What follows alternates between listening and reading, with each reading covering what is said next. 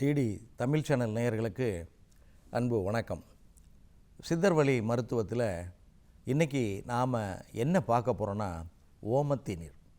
இது நிறைய பேர் கேள்விப்பட்டிருப்பீங்க.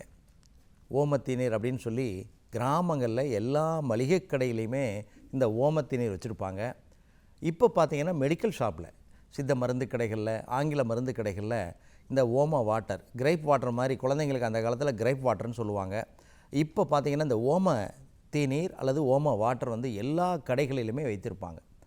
நம்ம முன்னோர்கள்லாம் என்ன பண்ணுவாங்க, குழந்தைங்களுக்கு வயிற்று வலி வந்தாலும் சரி, பெரியவங்களுக்கு வயிற்று வலி வந்தாலும் சரி, அல்லது சாப்பிட்ட உணவு செரிமணம் ஆகலை, அஜீரணம்னு சொல்லுவாங்க, செரிமணம் ஆகலை, கொமட்டல் இருக்குது, நெஞ்சை கரிச்சிக்கிட்டே இருக்குது, வயிறு உப்புசமாக இருக்குது, பசி இல்லை, இப்படி நிறைய காரணங்கள் ஒவ்வொருத்தருக்கும் மாறுபட்டு காணப்படும். இப்படிப்பட்ட நிலையில் முன்னையெல்லாம் மருத்துவர்கள் கிடையாது. ஒரு 100 வருடத்திற்கு முன்பு இப்போ இருக்கிற மாதிரி மருத்துவமனைகளும் கிடையாது, மருத்துவர்களும் கிடையாது. அப்போ என்ன பண்ணுவாங்க, இந்த மாதிரி பிரச்சனை வந்தால், பசி எடுக்கலை, ஜீரணம் ஆகலை, குமட்டல் வருது, வாந்தி வருது, இந்த பிரச்சனை இருந்தால் என்ன பண்ணணும், ஆஸ்பத்திரி போக முடியாது, மருத்துவர் கிடையாது. அப்படியே போனோம்னாலும் 1 மணி நேரம் 2 மணி நேரம் நம்ம கடந்து தான் மருத்துவரை போய் பார்க்கணும். அப்படிப்பட்ட நிலைகளில் இந்த ஓமத்தி நீர், ஓமம் தண்ணி கொண்டு தயாரிக்கப்படுகின்ற இந்த ஓம வாட்ரு, அதை என்ன பண்ணுவாங்க, ஓமத்தை நல்லா எரித்து அந்த ஆவி மேலே போய் அந்த ஆவியை என்ன பண்ணுவாங்க, வடித்து எடுப்பாங்க. அதான் ஓமத்தி நீரும்பாங்க, திராவக நீர்னு சொல்லலாம் இதை. அந்த ஓமத்தி நீரை என்ன பண்ணுவாங்க, எல்லார் வீட்டிலையுமே வாங்கி வச்சுருப்பாங்க. ஏதாவது ஒரு பிரச்சனை குழந்தைகளுக்கு வந்தாலும் சரி, வாந்தி எடுக்குது, குழந்தை வாந்தி எடுக்குது, அல்ல வயிற்றால் போகுது, அல்லது வயிறு உப்புசமாக இருக்குது, உணவே எடுக்க மாட்டேங்குது, பெரியவங்களுக்கு இந்த பிரச்சனை இருக்குது, இல்லை சீத கழிச்சல்னு சொல்லுவாங்க.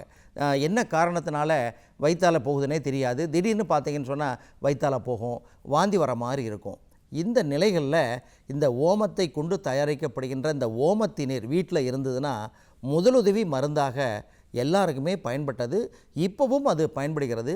சித்த மருந்துகளில் மிக முக்கியமான ஒரு மருந்தாக வீட்டில் எல்லோரும் வாங்கி வைத்து கொள்ளுங்கள் அப்படின்னு சொல்லி மருத்துவர்கள் சொல்லக்கூடிய மருந்து தான் இந்த ஓமத்தி நீர்.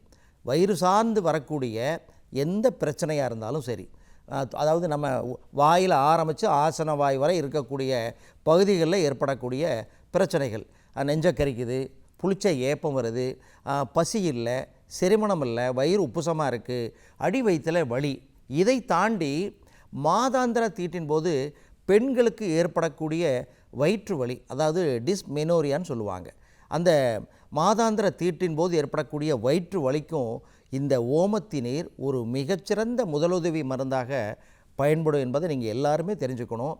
வீட்டில் குழந்தைங்க இருந்தாலும் சரி, பெரியவர்கள் இருப்பாங்க.